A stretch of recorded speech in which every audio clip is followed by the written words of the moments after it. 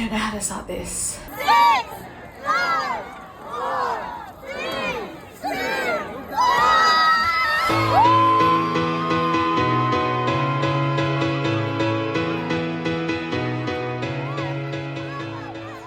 I don't know how old I was when New resolutions became transitioning into intentions.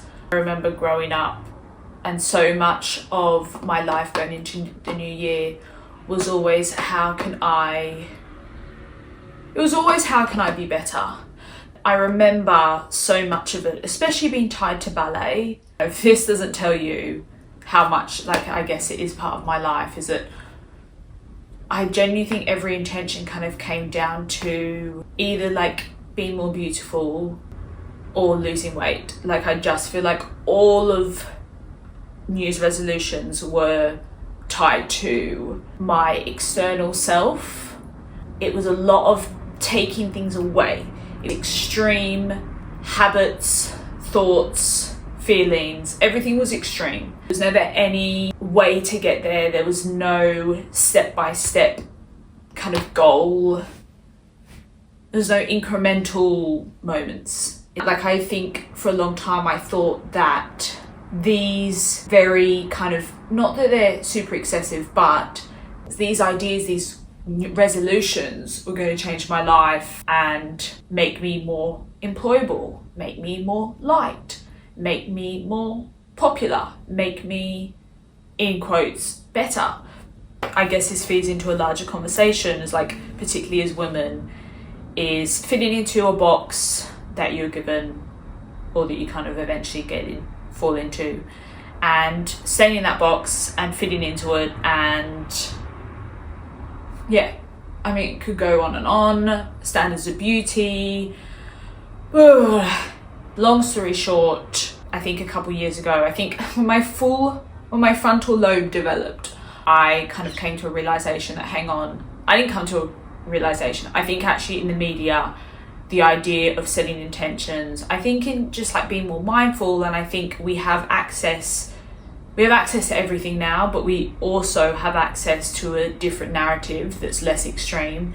And I find myself pulled between the two ideas of being whimsy, chill, easygoing, that whole idea of being open to what, giving space for things and letting things happen and not freaking out. And I think that's really hard because I like to be in control, guys.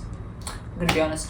There's the whimsy, open vibe, and then there's the locked in, ticking boxes, kind of extreme goal setting. And I feel like I think I sit in between. I definitely go through ebbs and flows, and my life will look like that one, and then it will look like the chill one. I feel like this is a constant thing that I'm working on. I want to talk about my 2025 reflections because I have my notebook here. Around this time last year, I was at my friend Michaela's house for our New Year's Eve party. Really cute. And I just remember I brought my notebook along because I was so scared, like, that I hadn't planned anything in for what I wanted for 2025. And I was like, I'm not ready for the new year. I haven't had a moment to breathe. I haven't been able to sit down and do this. And at the time I was working in retail, I think 2 or 3 days a week. I was doing social media, I was teaching, and I was dancing. And it just felt like a lot, like, you know. First thing is I will work as a professional ballet dancer in a ballet company. What did happen is that I did get a contract for like a short-term job in a company that was touring the UK. Had to turn that down. But that was, that was a win. I got through, I did the audition, I showed the rep, and I got sent a contract.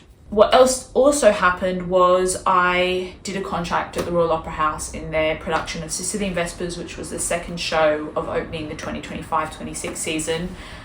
So very lucky. Again, I mean, I think if you had asked person that wrote this list this time last year if she would be dancing at the Royal Opera House, I wouldn't think it at all. The second thing is I will be financially stable and be able to save. Interesting one. Don't really talk about finances, but I think in the whole year I was pretty financially stable. I didn't go into debt. I didn't have, I paid off my credit card every month, no problem, never rolled over. I paid for my trips to go abroad everywhere. I funded every audition trip, company class. Yeah, actually, I think I was. I saved up from the Opera House and I'm still, living off that money. I've signed more clients in social media. I've started making money from YouTube and I signed my first UGC deal. And I don't know, I think actually looking at this, I am really proud of that because I think money is something that's not talked about in the arts, especially in this more freelance community in London. I feel like I've done that, and I feel like considering my circumstances, I'm proud of where I am. Not where I want to be. I definitely want to. I'll talk about this in my 2026 when we get into that. What I want for the next year. But yes, I do actually feel like I've done that. I will have a growing business that will allow me to leave retail. We growed the business.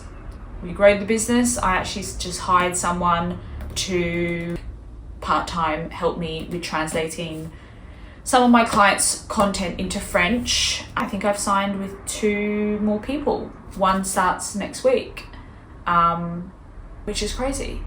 And I've left retail and I didn't do another Christmas in retail, and I can't tell you how peaceful that is. So they were really my main things, it seems. I would do my journaling every time I went into company class or an audition last year, and I feel like that helped. I think overall, 2025 was really challenging. I think because I cared so much, and when things didn't happen, I think I just struggled to see that it can get better, or could get better, or things would improve eventually. But I also look back and I think I was mentally quite weak, and I've had to spend the year building myself up. Part of that is, injuries.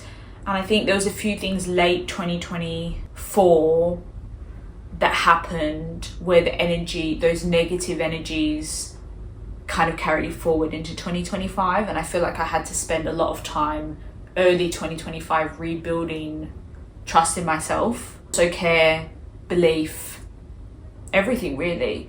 Yeah, and I think, but this year especially, I just have felt so supported. And I don't want to cry about, yeah. I don't think I've ever felt so supported in what I'm doing than I have this year.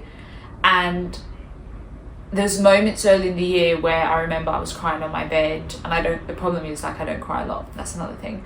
And I was talking to Rosie and Kendra, my 2 housemates, and just saying how I know I'm not alone in this, but I feel so lonely even though I'm not alone. I feel like I'm constantly surrounded by so much love, but I think with this journey and this pursuit for a goal that it feels less far now, but it's just it's quite extreme. And I sometimes think, why am I still pursuing this? I have people that I know from school are getting married and settling down. Should I be doing that? Should I be wanting to do that? And then I go through phases of being no, how incredible is it that I have a goal and a dream that literally is the thing that gets me out of bed? I've fallen in love with something, and the process of something that so many people never find. Through my time in London, finding a group of people that back you is so important in a city and a world that moves at a different pace, and you can so easily get washed up in everything. Moving into 2026, we've started the goal setting, guys. We've started what I want. So to consistently make minimum £500 from YouTube a month, I think we can get more. But right now, we'll sign my first 5-figure brand deal. Haven't signed a brand deal yet. I have done UGC and I've made money off my own content, but I've not worked with a brand. That is something I would like to do. I want to sign a full contract with a ballet company this year. That is what I want to do. I never used to vocalize it. I used to write it down and no one ever knew that it was a thing. Not that no one ever knew, but like now the universe, you are hearing me. I'm saying this is what I want. I want to visit New York City.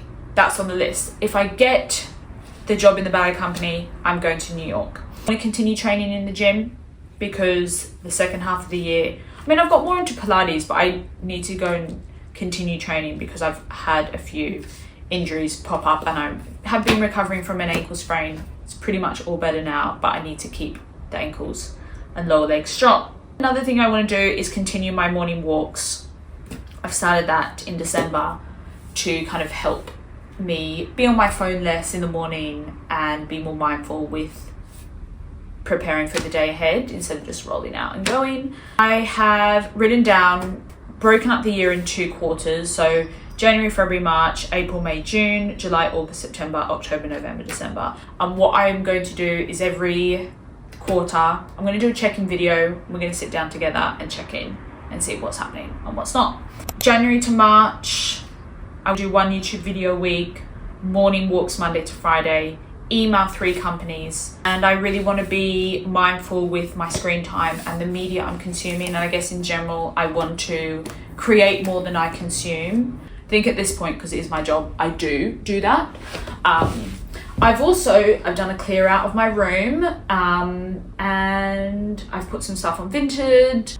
Need to drop some stuff to the post office today, and yeah, I've kind of been I've had a bit of a clear out of things that don't serve me anymore. If you follow me on Instagram, you probably saw that I put some stuff on my story, and yeah, I've got a bag of point shoes that are dead. Need to think of a way to get rid of those. And yeah, I think this year, like, I really want to focus on being more mindful, more present, and just continuing to express gratitude for the things that I have built and the things that I have in my life, because I can recognize that I'm extremely lucky, but it's hard because I want more.